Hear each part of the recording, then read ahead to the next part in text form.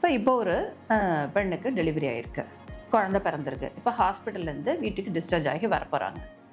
இந்த நியூ பார்னை எப்படி சமாளிக்கிறது? இப்போ நம்ம வீட்டுக்கு ஒரு கெஸ்ட் வராங்கனாலே நம்ம கொஞ்சம் டென்ஷன் ஆகிடுவோம். எப்படி அந்த கெஸ்ட்டுக்கு அவங்களுக்கு வேணுங்கிறது, எப்படி என்ன ஃபுட்டு பிடிக்கும், அவங்களுக்கு எப்படி அந்த ரூமை ரெடி பண்ணுறது, அவங்கள எப்படி ஹாப்பியாக வச்சுக்கிறது.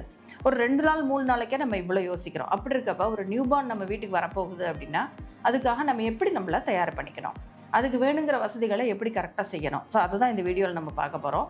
பர்டிகுலராக இதனுடைய முழு பொறுப்பும் யார் மேலே இருக்கும் அப்படின்னா அந்த மதர் மேலே தான் இருக்கும். பட் ஸ்டில் வீட்டில் இருக்கவங்க எல்லாருமே அந்த மதருக்கு வந்து நம்ம சப்போர்ட்டிவாகவும் ஹெல்ப்ஃபுல்லாகவும் இருக்கிறப்ப தான் அவங்களால சமாளித்து இந்த முக்கியமான கட்டத்தை தாண்டி வர முடியும். யூஸ்வலாக பார்த்திங்கன்னா ஒரு பிறந்த குழந்தையும் அந்த தாயும் நல்ல ஜெல் ஆகிறதுக்கு it will take some time. ஒரு 10 நாள்னு மினிமம் ஒரு 10 நாள்னு வச்சுக்கோங்க. அந்த 10 நாள் ஆகும்போது பர்டிகுலர்லி அது முதல் குழந்தை அப்படின்னா ஒரு 10 நாளாவது அந்த தாய்க்கு அந்த குழந்தையை எப்படி அந்த பேபியை வந்து ஃபீட் பண்ணுறது, அந்த பேபிக்கு வந்து என்ன நீடு இருக்குது, அது ஏன் அழுகுது, அது எது வந்து அந்த பேபி இரிட்டேட் பண்ணுறது. ஸோ இதெல்லாம் கண்டுபிடிக்கிறதுக்கு அந்த கொஞ்சம் டைம் ஆகும். ஸோ இம்பார்ட்டண்ட் இந்த டைம் வந்து நம்ம அந்த மதருக்கு கொடுக்கணும். மதர்ஸ்க்கும் நான் சொல்கிறது அதுதான். இந்த ஃபஸ்ட்டு 10 நாள் ஒரு டஃப்பான பீரியடு. அந்த டயத்தில் நீங்கள் வந்து மைண்டை வந்து லூஸ் பண்ணக்கூடாது. பேபி ஃபீட் எடுத்துக்கல, இல்லை ஃபீட்ஸ் வந்து உங்களுக்கும் பேபிக்கும் லேட்ச் ஆகிறது கஷ்டமாக இருக்குது, அந்த மாதிரி நிறைய டிஃபிகல்ட்டிஸ் வரும். But you should not lose your heart.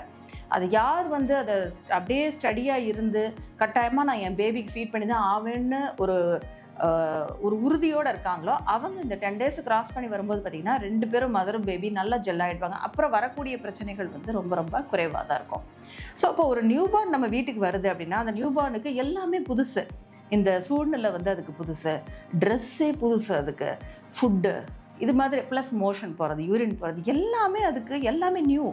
So அப்போ அதுக்கு வந்து எல்லாமே அதுக்கு ஒரு புதுசாகவும் இரிட்டேட்டிங்காகவும் ஒரு அழுகையை தரக்கூடியதாகவும் இருக்கும். நியூ பார்னுக்கு தெரிஞ்ச ஒரே ஒரு லாங்குவேஜ் அழறது மட்டும்தான். ஸோ அதனால் அது எல்லாத்துக்கும் அழதான் செய்யும்.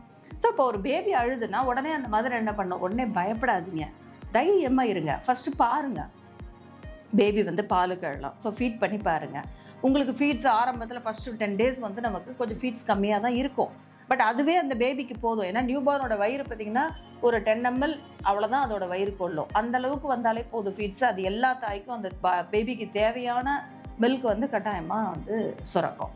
ஸோ அவங்கள்ட்ட வரக்கூடிய மில்கே போதும். பட் ஸ்டில் நீங்கள் வந்து டாக்டர்கிட்ட கேட்டு நீங்கள் பால் பவுடர் எழுதி வாங்கி வச்சுக்கலாம். இன்கேஸ் ஒரு டிஃபிகல்ட்டி இருக்குது, இல்லை நைட்டு உங்களுக்கு ரொம்ப டயர்டாக இருக்குது அப்படின்னா அந்த மில்க் பவுடரும் மிக்ஸ் பண்ணி கொடுக்கலாம். ஒரு அவசரத்துக்கு 1 or 2 ஃபீட்ஸ் அதுவும் வந்து யூஸ் பண்ணிக்கலாம். ஸோ அது உங்கள் பீடியாட்ரிஷியன்ட்ட நீங்கள் கேட்டு அட்வைஸ் வாங்கி வச்சுக்கோங்க. 3வது, சில பேருக்கு லேட்ச் ஆகிறது கஷ்டமாக இருக்குது அப்படின்னா நீங்கள் ஃபீட்ஸை வந்து எக்ஸ்ப்ரெஸ் பண்ணி கூட அந்த தாய்ப்பாலை வந்து கொடுக்கலாம். அதுமாதிரி கொடுக்கறதுக்கும் வந்து பாலாடை வச்சு நம்ம வீடுகளில் கொடுப்பாங்க. எனக்கு பாலாடை வச்சு கொடுக்க தெரியல, யாரும் பெரியவங்க இல்லை கொடுக்க தெரியலன்னு நீங்கள் நினச்சிங்கன்னா பயப்பட வேண்டியதில்லை. சிரிஞ்சு இருக்கு இல்லையா, நாங்கள் ஊசி போடுறோம்ல, அதே மாதிரி 1 ml சிரிஞ்சு இருக்கும். இல்லைனா வந்து நம்ம மருந்து கொடுக்கறதுக்கு சின்ன ட்ராப்பர், நம்ம இங்க் ஃபில்லர் சொல்கிறோம் இல்லையா, அது மாதிரி இருக்கும். அதை வச்சு கூட நம்ம பாலை மெதுவாக வாயில் ட்ராப்பாக நீங்கள் நாக்கு கடியில் விட்டிங்கன்னா அழகாக பேபி குடிச்சிக்கும். ஸோ ஃபஸ்ட்டு வந்து ஃபீட்ஸு. ஸோ இதை நம்ம சரி பண்ணிட்டோனால பாதி பிரச்சனைகள் நமக்கு வந்து தீர்ந்துது. அதே மாதிரியே நியூ பார்னுக்கு ட்ரெஸ்ஸு போடும்போது எவ்வளோ நல்ல ட்ரெஸ்ஸாக இருந்தாலும் ஒரு தடவை வாஷ் பண்ணிவிட்டு அப்புறமா அந்த ட்ரெஸ்ஸை வந்து யூஸ் பண்ணுங்கள். ஏன்னா ட்ரெஸ்ஸில் வந்து பூச்சி வராமல் இருக்கிறதுக்காக சில கெமிக்கல்ஸ் வந்து ஆட் பண்ணியிருப்பாங்க, அந்த நூல்லையே இருக்கும். ஸோ அது கூட சில பேபிஸ்க்கு அலர்ஜிக் ஆகும், அதனால் அரிக்கும் அதுக்கு, இல்லைனா வந்து ஒரு தடிப்பு மாதிரி ரேஷஸ் மாதிரி வரலாம். ஸோ ட்ரெஸ்ஸஸ் எல்லாத்தையுமே குழந்தைக்கு யூஸ் பண்ணக்கூடிய எல்லா துணிகளையுமே முதல்ல ஒரு தடவை நல்லா வாஷ் பண்ணி சன்லைட்டை நல்லா காய வச்சுட்டு அதுக்கப்புறமா யூஸ் பண்ணுங்கள். ஸோ அதனால் ட்ரெஸ்ஸில் ஏதாவது பிரச்சனை இருக்கலாம், ஹூக்ஸ் ஏதாவது இருக்கா, பட்டன்ஸ் ஏதாவது இருக்கா, அது ஏதாவது குத்துதா, பேபிக்கு உறுத்துதா, அது மாதிரி விஷயங்களை நெக்ஸ்ட்டு நம்ம செக் பண்ணணும்.